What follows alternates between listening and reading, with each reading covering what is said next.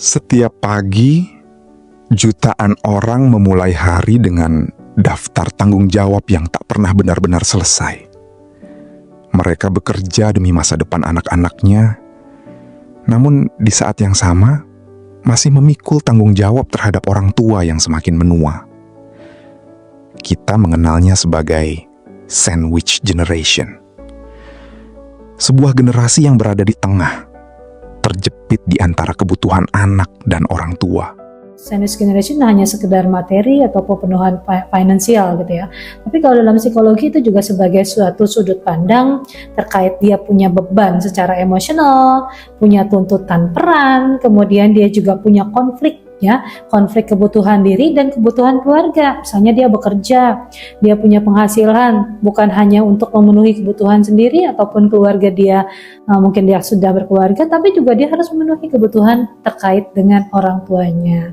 Nah, tekanan mental tersebut kadang harus menjadi tanggung jawab yang terus-menerus. Akibatnya, seseorang kayak merasa harus menjadi penolong ya, penolong utama bagi semua anggota keluarga, sehingga rentan sekali terjadi stres, terjadi kelelahan secara emosional. Momen paling down saat jadi sandwich generation ketika kita tidak mampu mengatasi masalah kita sendiri, kita minta bantuan pasti kan paling utama sama keluarga ya, tapi ternyata keluarga juga nggak bisa bantu, itu down banget pastinya. Rasa jengkel pasti ada ya, manusiawi ya, ini mana memang seharusnya kan gue anak ketiga nih, tapi gue udah menanggung hal tersebut karena memang kondisi ya, lagi-lagi bicara kondisi abang-abang gue yang saat ini mencari pekerjaan susah, dan gue menanggung beban itu juga untuk keluarga gue, di mana pertama itu khusus banget nih untuk orang tua gue dan adik gue.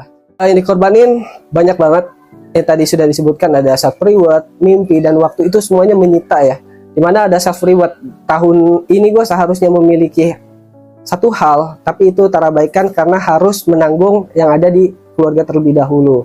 Salah satu contohnya ketika gue pengen beli motor dan sudah beli motor, dan motor itu harus dijual dulu untuk menebus ijazah adik gue. Alhamdulillahnya sih gue salah satu yang mendapatkan beasiswa dari Kementerian Agama, dan jadinya tidak ada beban terkait biaya kuliah. Tapi kan ada namanya biaya-biaya harian yang seharusnya ditanggung oleh orang tua, tapi sejauh itu belum dapat dari orang tua ya, karena memang kondisi tidak mendukung hal tersebut. Ketika gue lulus menjadi S1, tapi gue harus bekerja dulu dan baru memikirkan bagaimana untuk S2. Bagi sebagian generasi Z, masa muda yang seharusnya menjadi waktu untuk mengejar mimpi justru berubah menjadi masa belajar memikul tanggung jawab lebih cepat. Kebutuhan keluarga seringkali datang lebih dahulu dibandingkan keinginan pribadi.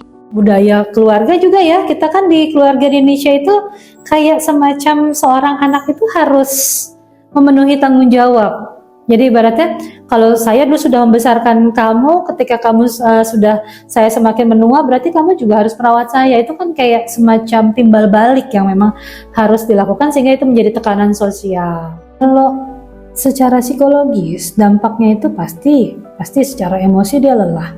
Bayangkan, dia punya gaji, punya uang, mungkin dia juga harus mencari nafkah, tapi satu sisi juga dia harus merawat orang tua ataupun merawat keluarganya ataupun diri sendiri. Pasti dia akan menjadi burnout ya, ataupun emotional exhaustion. Jadi kayak seakan-akan dia itu secara emosional itu ya lelah. Gue yang cari duit gitu kan ibaratnya ya, tapi yang menghabiskan bukan dia pribadi, bahkan kepentingan dirinya itu kadang-kadang nggak terpenuhi. Beban ini tidak selalu terlihat.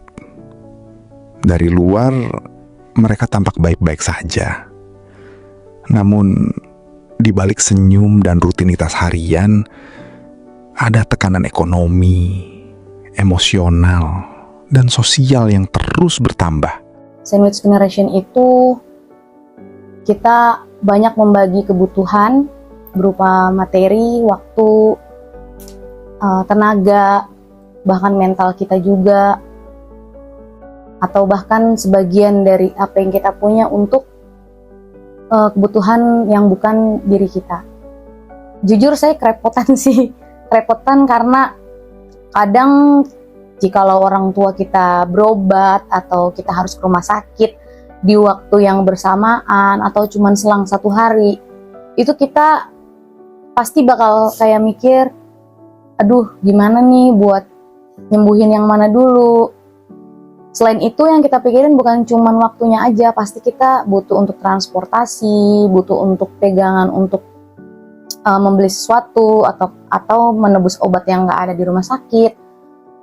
Lalu kita juga pastikan selesai dari itu kita berpikir untuk bagaimana nih hari ini kita masak apa untuk yang disajikan, yang diperbolehkan oleh dokter. Dan kita juga berpikir untuk ponakan yang masih kecil-kecil. Jadi itu sih paling kebutuhan sehari-hari yang sangat kita pikirkan. Di antara kehidupan masa lalu dan harapan masa depan, mereka berdiri di tengah, menjadi jembatan bagi 2 generasi. Sebenarnya saya mau melanjutkan pendidikan. Antara saya mau melanjutkan pendidikan ke hukum atau psikologis. Namun keterbatasan dari kemampuan, ekonomi, atau bahkan waktu saya juga tidak ada gitu. Selain bekerja sama mengurus orang tua, kiranya saya nggak bisa gitu. Karena saya perempuan satu-satunya di keluarga ini. Tapi kalau dibilang ini adalah kondisi yang sangat terjepit, ini bukan suatu kewajiban buat kita. Kita cuman karena kita punya rasa dan wisdom yang besar atau kebijakan yang besar, jadi kita mau melakukan hal ini. Balik lagi karena kita punya pondasi yang kuat, pondasi dalam spiritual, religius. Karena saya masih punya perasaan sama sosial saya. Sosial saya yaitu orang tua saya, keluarga saya, ponakan saya, atau bahkan sama suami saya, gitu. Jadi saya banyak memikirkan hal-hal itu, pertimbangannya ke hal-hal itu. Bukan untuk diri saya lagi. Bahkan untuk diri saya juga udah mungkin 2% lah saya pikirin. Kalau untuk saya gampang, tapi untuk mereka dulu. Paling seperti itu sih yang saya rasain.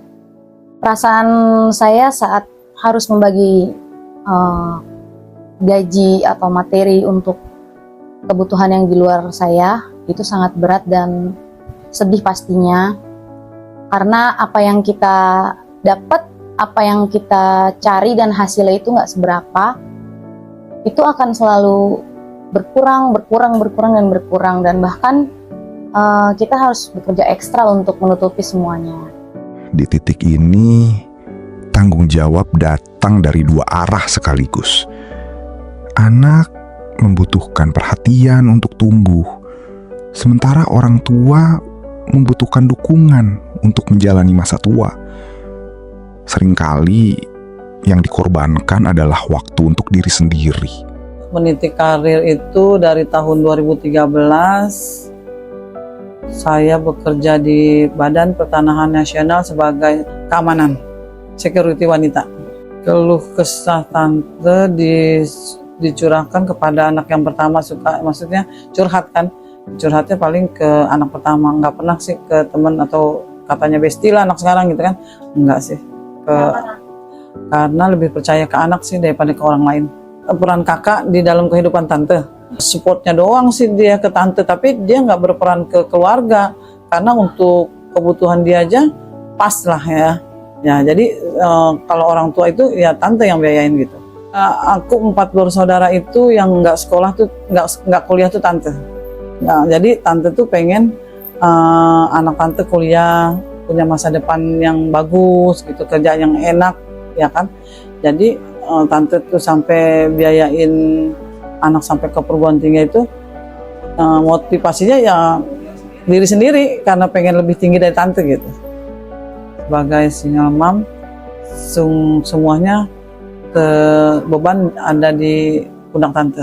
Pendidikan, bayar rumah BTN, ya kan, makan sehari-hari, orang tua, anak 3 gitu kan, jajan sekolahnya, kebutuhan lah semuanya, ya tante semua yang biayain.